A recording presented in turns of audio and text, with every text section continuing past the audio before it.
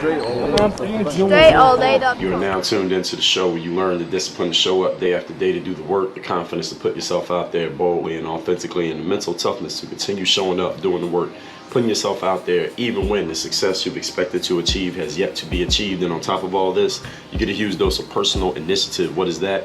That is the go-getter energy that moves any one of us, including yourself, to go and make things happen instead of waiting for things to happen. And then we put all this together into a series of frameworks, approaches, insights, strategies, and techniques, all underneath the umbrella of one universal philosophy, unifying philosophy that is called Work on Your Game.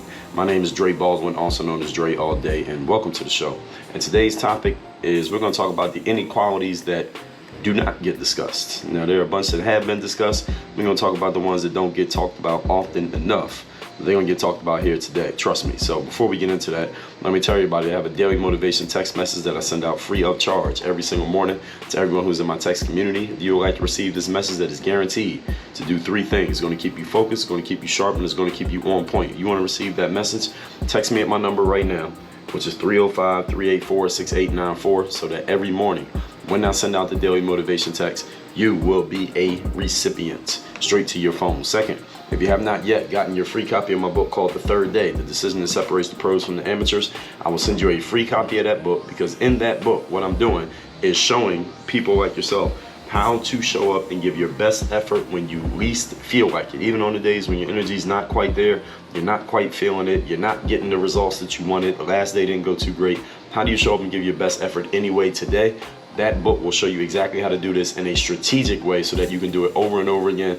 It's not based on getting hype or getting quote unquote motivated. That book is at thirddaybook.com. The book's free, just cover the shipping.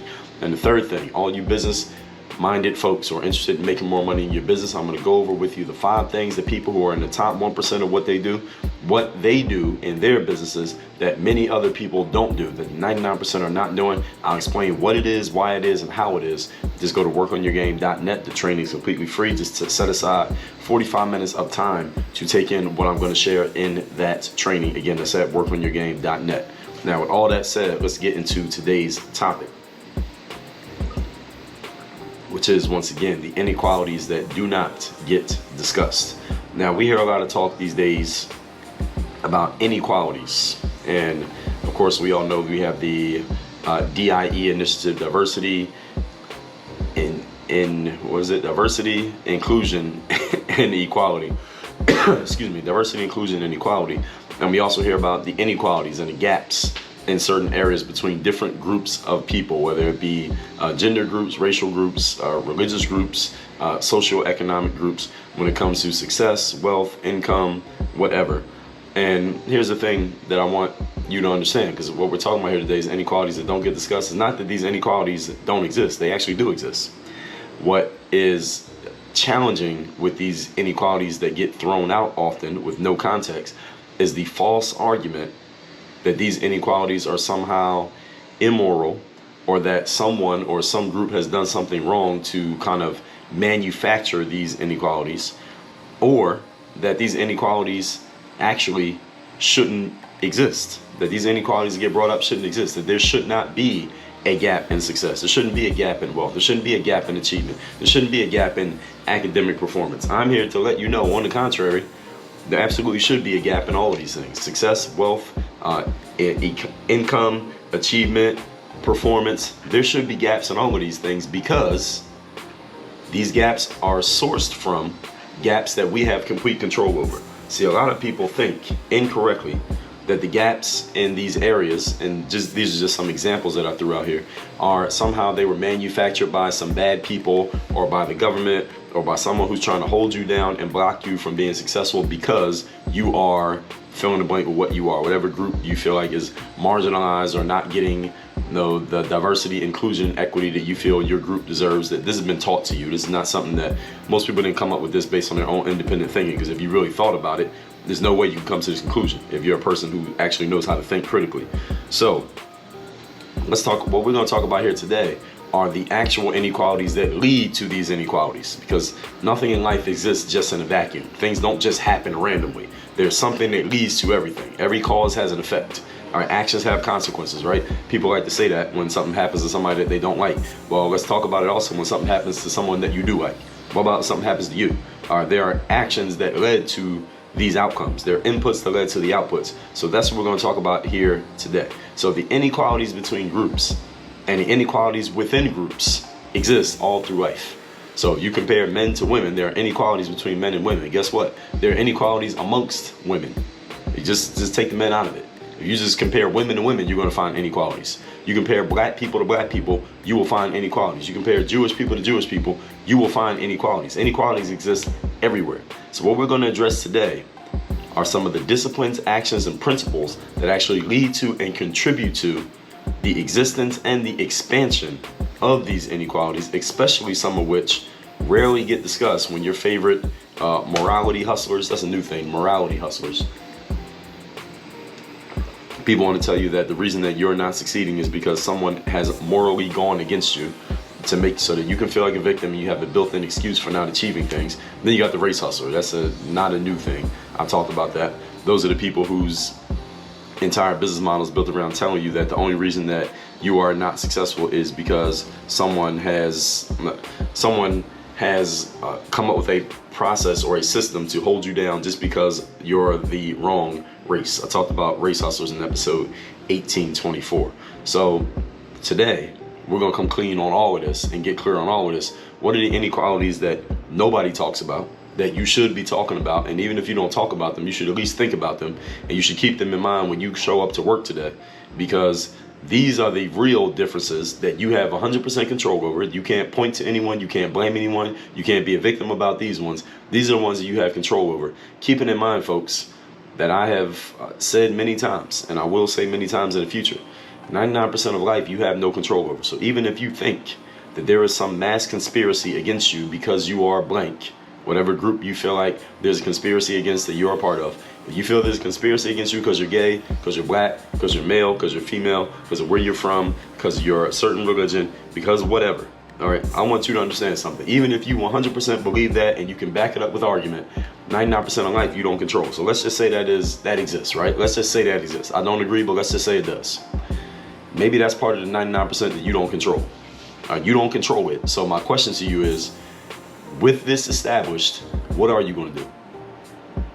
Are you just going to curl up in a ball and die like a little bitch because you think there's some kind of conspiracy against you and your group, whatever that group happens to be? Or will you take control of the 1% of life that you do have control over? And what we're going to talk about here today is that 1%. Some things that exist in that 1% that you do have control over. And if you're not taking control over these things that's in this 1%, I don't want to hear anything about the 99%. We clear? Point number one. Today's topic, once again, is the inequalities that do not get discussed. Number one, effort and work ethic. Effort and work ethic. This is one of the simplest inequalities that exist in life, and one that should always be looked at and examined before any of us makes any condemnation of any group or circumstance in which there is a big gap in outcome, or groups or circumstances in which there's a big gap in outcome. So if you notice there's a big gap in outcome between group A and group B, instead of saying, oh, well, this outcome is because of whatever surface differences you can notice, like, oh, well, these are men and these are women, or these people are black, these people are white, these people are Catholic, these people are Christian. Instead of looking at the surface differences and saying, well, the gap must be because of these surface differences, how about we look at the things that these people can control, which is not, you can't control whether you're male or female. I guess maybe that's about to change, I guess, in some places. You can't control whether you're black or white. You can't control whether generally you can control what religion you're a part of, but most of the time people are born into these. What can we control though? We control our effort, we control our work ethic. Does everybody agree with that? How much effort the group that's losing, when you notice that there's a disparity between group A and group B, how much effort is the group that's losing actually putting in compared to the effort of the group that's winning? Is that a legitimate question to be asked? I mean, I think any critical thinker should be asking that question. How strong is the work ethic of the group of people who are behind in this comparison? Are they putting in the same amount of work? Are they giving as much effort? See, the good thing about this one is that it's easily observable, if not measurable. You can at least observe and see, okay, well, this person who's making more money at the job than this other person, they actually work more hours, they show up more often, they get more of their projects done, they're hitting their quotas more often. Does that not play a role in why they are actually doing better? I would think so. The good thing about this, again, easily observable. So there doesn't need to be a story or a narrative about something that can easily be observed. We can just observe people's actions and there's no story. It's just the truth. See, if someone is achieving more outcomes than you, let's take a look at where they are putting their efforts compared to where you are putting your efforts. Is this going to be the entire story? Maybe not. But is this going to be part of the story? I would think so. See, it's not only a matter of whether you are working, it's what you are working on. Let me give you an example. If someone works 60 hours a week at Taco Bell, that probably is not going to pay as well as 60 hours a week as a coder working for Google. Can we agree? But to stick to the topic, often difference in outcomes for people can very often be traced to this very simple comparison, the comparison of effort. Sometimes one person is outperforming another person or out achieving, or they have more rewards than another person simply because they are giving more effort than the other individual. Did you hear the episodes on the show where I talked about where I come from and where I came from and how we got here? No, it wasn't that long ago. That was episodes number 2352, 2353, and 2354. What I'll tell you happened after my freshman year of college with my teammates from the basketball team. I'll tell you very simply, I didn't see any of those guys again in the gym after basketball season ended. When basketball season ended my freshman year of college, none of my teammates who had just played a whole basketball season with me ever came in the gym again. These guys didn't take any time to independently work on their games. They came and they practiced when the coach said we had practice, they would come to that. And when we had games, they would come to that. But when it was time where they could choose voluntarily to work on their game so they could get better on their own volition, none of them did it. Not a single one of my college teammates did it. And as a matter of fact, one of my college teammates who I played with my freshman year, he was a freshman the same year I was a freshman. He actually just wrote me on LinkedIn the other day. And as a matter of fact, I need to write him back. But he's a guy also.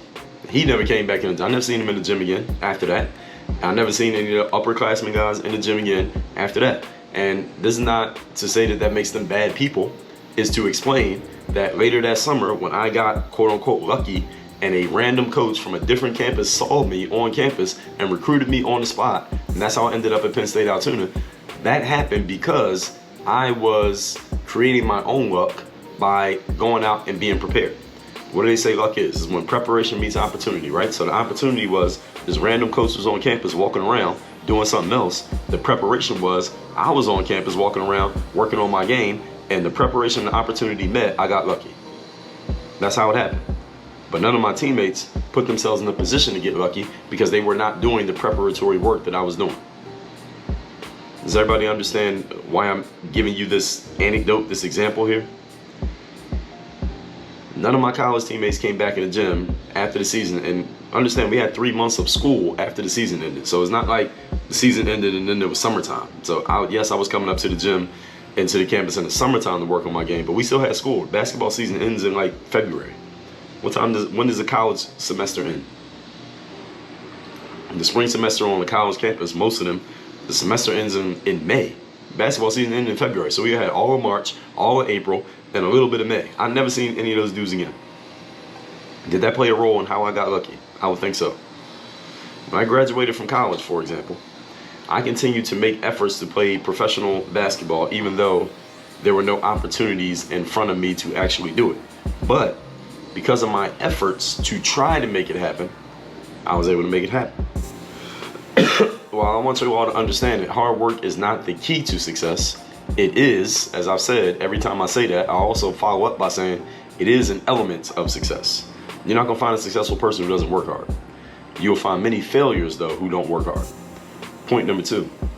We are talking here today about the inequalities that don't get discussed, the ones that don't get brought up when people are always talking about inequalities. Here's the second inequality. It's the inequality in ideas and vision. In other words, ask a bunch of people the following question. What do you see as a possibility for yourself? And what you'd be very surprised at, if you were to ask 5 people this question, I think just 5 will blow your mind. Ask 5 people this question. What do you see as a possibility for yourself? And you will be very surprised at the disparity in the answers that you get, the difference in answers that you get from different people. Even if you just ask 5 people, the differences in what they see as possible for themselves. Ask people, what are they aiming for in life? Ask people what their goals are in life.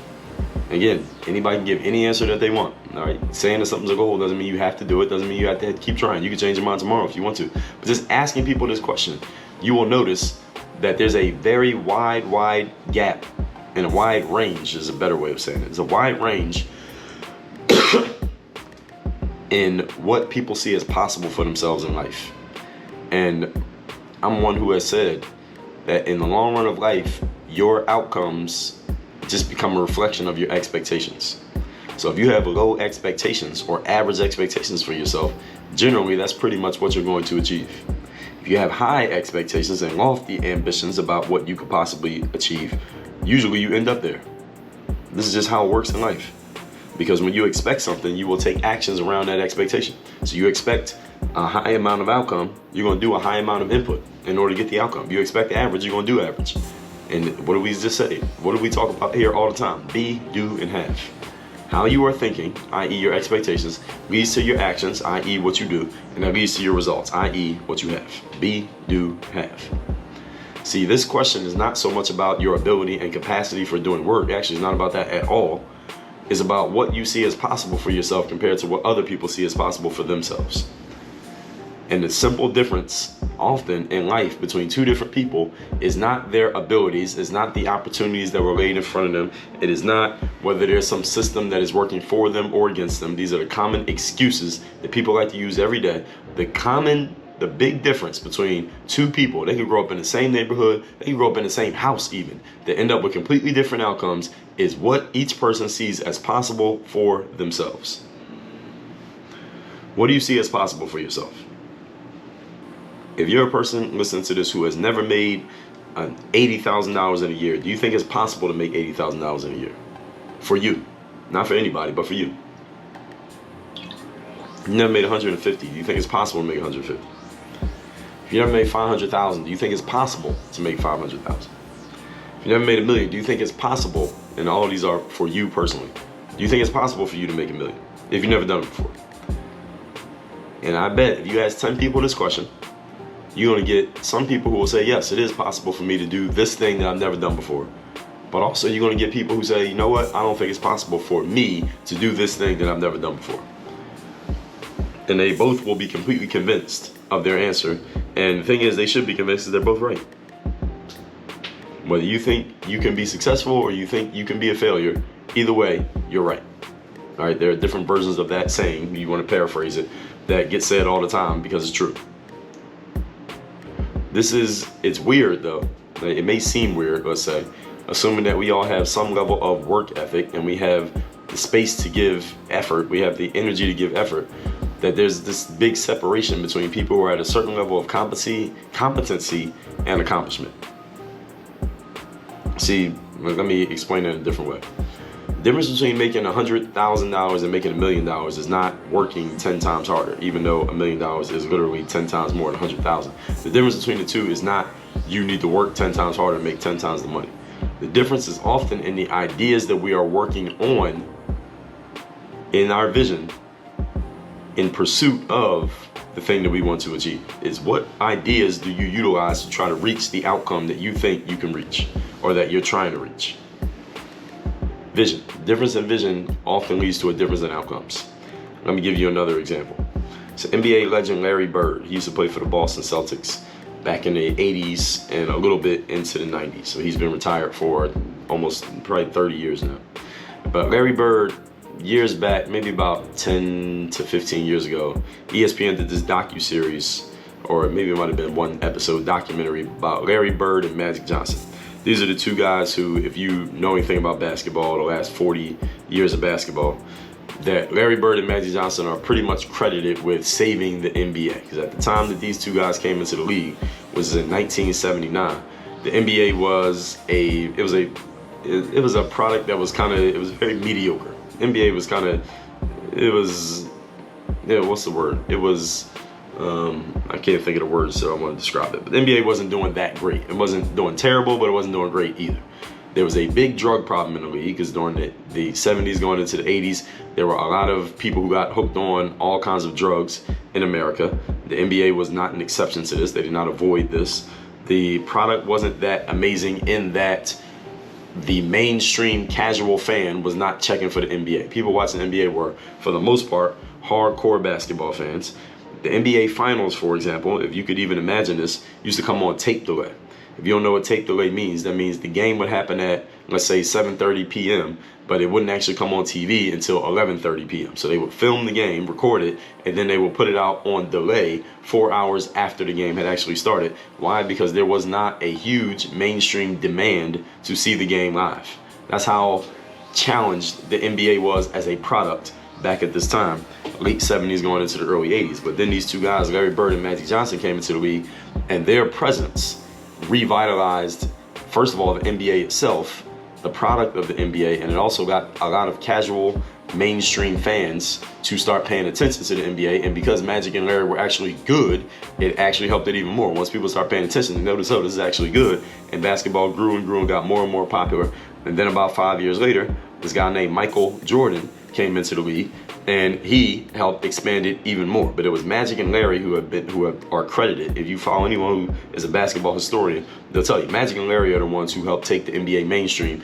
Michael Jordan just added rocket fuel to taking it mainstream. But it was those two guys, then Jordan right after that. But anyway, I'm bringing up Larry Bird for a reason.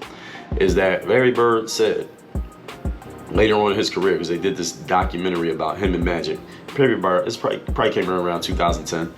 And Larry Bird said, you know, when I came into the NBA as this, you know, kid from rural Indiana, I just wanted to make $1 million. If I could make $1 million, I'd be happy. I just wanted to make $1 million. I'd never seen $1 million before. I just wanted to make $1 million.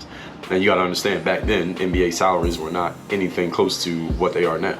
So you don't have some bum sitting at the end of the bench making $1 million. Back then, you didn't have that. But now you do, but back then you did not. So Larry wanted to make his $1 million. And then he said, Magic, who they became friends, they competed with each other for a decade, but they later on became friends. Larry said Magic Johnson, though, he wanted to make $100 million. The good news, Larry Bird concluded, is that we both accomplished our goal.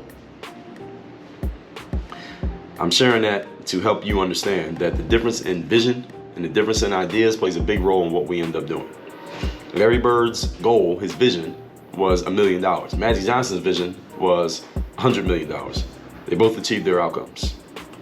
And there are people out there who say stuff like, well, you know what, I don't need to make a lot of money, or I don't need to have a lot of luxury in my life. You know, I'm okay with just making enough to pay my bills, have a modest home and a car. All right, that's fine. If that's what you want. You want enough money that you can go on vacation maybe once or twice a year, fine. You're completely all right with that lifestyle. That's completely fine. I want you to understand, though, that on the other hand, there are people who say, you know what, I need a lot more than that. I want to live a life of luxury. I want to travel first class everywhere I go. I want to buy luxury goods without looking at the price tag. And I basically want to live my life on vacation. I want my life to look like a vacation even when I'm not on vacation. And they want to earn enough money such that they can afford that type of lifestyle. I'm not saying that either one of these is right or wrong. I'm just helping you understand that both people are going to get what they aim for. The person who says, you know what, I just want to make 60 grand a year and, you know, have a modest home and a nice car and be able to pay my bills and, you know, eat food and go on vacation once a year and go to the movies once a month. If that's what you want, that's usually what you're going to end up with. And the person who says, you know what, I want to make that much every week, they usually end up with that too. So this is the difference, the inequality in vision and ideas. And that inequality in vision and ideas leads to a difference in what we do, and that leads to a difference in what we get. See, this is again another inequality that doesn't get discussed, but it's a real thing. Point number 3. Today's topic, once again, is the inequalities that don't get discussed. Number 3, risk taking and responsibility. This is another difference, is another inequality that you rarely hear talked about. Difference in how much risk you're willing to take on, how much responsibility you're willing to have on your shoulders. Everything I said in point number 2 sounds really good, right? The person who says, you know, I want to make, well, some people talk about making it in a year. I want to make that every week. And some people talk about going on vacation once a year. I want to go on vacation whenever I feel like it. If I just wake up one day and decide, you know what, I just want to go on vacation today. And you could just actually do it. The people who want to live that lifestyle understand something. That sounds great until it's time to actually do the work that is required to achieve it. All right, there are times on your journey to success, especially those of you who are ambitious and you have big goals. There are gonna be times when you have to stick your neck out and invest a little bit more, or maybe a lot more than you were expecting to invest in forms of time, money, attention, energy, and focus, your 5 forms of investment. There are times you gotta give more than you thought you were gonna have to give. And as it is in life, you will not have a guarantee of success before you make that investment. You're gonna have to make the investment and there's no guarantee it's gonna work. Now, here's where we find out if you really want that lifestyle that you said you wanted, because you don't have a guarantee it's gonna work. Now, even with all that, you are still responsible for making the investment, seeing it through, doing everything you can to make sure that it does produce the returns you want, even though there's no guarantee that it produces the returns you want. The most successful people are usually the people who have the most power, and the people who have the most power are those who are the ones who are willing to take on the most responsibility. People who are successful usually have power because they created success. When you create success, you have power because you have something that people want. We call that value. And power comes with a package deal with responsibility, which you know if you listen to the show, because we talk about this all the time. So the most successful people, by deductive reasoning, are usually those who are willing to take on the most responsibility. You cannot have power without responsibility, and unless you are lucky enough to be born into a position of privilege, you probably will have to take some risks in order to empower yourself, at least at first. Only people who are able to achieve power without taking risks are people who happen to be lucky enough to be born into a family where someone else took some risks in order to acquire power. So they already took the risk, so you don't have to. All right, Hov did that, so hopefully you don't have to go through that. All right, that's power without having to take on a bunch of responsibility. Those are few and far between. All the rest of us, we got to take on some responsibility in order to get power. So the next time you see that there's a gap in outcomes between different people or different groups, whatever kind of group, first of all, before you condemn it or say that it must be some kind of conspiracy theory, ask yourself about these 3 points that I just discussed and see where the gaps are in these as well, because these are the questions that often don't get asked, and even when they do get asked, they often are conveniently ignored by people who have a hustle to push a different idea on you. So let's recap what these are. Again, the topic once again today is the inequalities that do not get discussed. 3 inequalities are: number 1, inequalities of effort and work ethic. This is one of the simplest qualities that exist in life, and one that should always be looked at and examined before you come to any other conclusion about why there's a difference between person A and person B, or group A and group B. Usually it's just group A is just working harder than group B. Person A is just putting in more effort than person B. And that matters a lot when it comes to creating success. And also keeping in mind that where you do your work matters just as much as what work you do. 60 hours at Taco Bell does not pay the same amount as 60 hours working at Google as a software engineer. So where are you actually applying your trade such that you can produce maximum return on investment, if that is what you care about? When I was a freshman in college, again, never saw my college teammates again after the basketball season ended, because these guys weren't serious about working on their games, and their outcomes were a reflection of the fact that they weren't serious about working on their games. Point number 2, ideas and vision. What do you see as possible for yourself? What are you aiming for? What are your goals? What do you think you can achieve? What do you think you cannot achieve? All of us have some work ethic and a way to give effort, but a big separation happens between people based on what we think is possible for ourselves. Many of us are working on a vision of what we think is possible. So if you think your vision is 2% higher than where you are right now, that's the way you're going to show up. And those are the ideas that you're going to be supplied from your subconscious mind. But if you think your vision, but you know your vision is 200 times higher up than where you are right now, can we all agree that you're probably going to take some different actions than the person who only sees themselves as 2% better than they are right now? Like Larry Bird said, he wanted to make $1 million. His friend Magic Johnson wanted to make $100 million. The good news is that both of them achieved their outcome. You choose what your outcome is. Nobody is right or wrong about this, but it's usually both, in that everybody gets what they aim for. Point number 3, risk taking and responsibility. Now, everything I just talked about on point number 2 sounds good until it's time for people to actually do the work. So there are times on your journey to success where you're going to have to stick your neck out and invest a little bit more than you expected in terms of time, money, attention, energy, and focus. Understand these are your 5 forms of investment, and you may have to put in this additional investment in order to continue to move yourself forward. Understand the most successful people are those with the most power. The most powerful people are the ones who take on the most responsibility. You cannot have power without responsibility, and unless you're lucky enough to be born into a position of privilege, you're going to have to take on some risk in order to acquire that power. So take a look at these 3 things next time you notice an inequality between people, inequality between groups, because usually it's one of these 3 things: effort, ideas, vision, execution, and risk-taking and responsibility that actually can tell you the whole story of why there's a gap between this group, or this person, and that person. All said, text me to get my daily motivation to your phone for free. My number is 305-384-6834. And go to workonyourgame.net, get access to my free training, 5 things that people who play in the top 1% are doing that you are probably not doing. I will tell you what those things are and how you can make your adjustments. Go to workonyourgame.net. The training is completely free. All you're going to do is set aside 45 minutes of your time. Work on your game. Dre all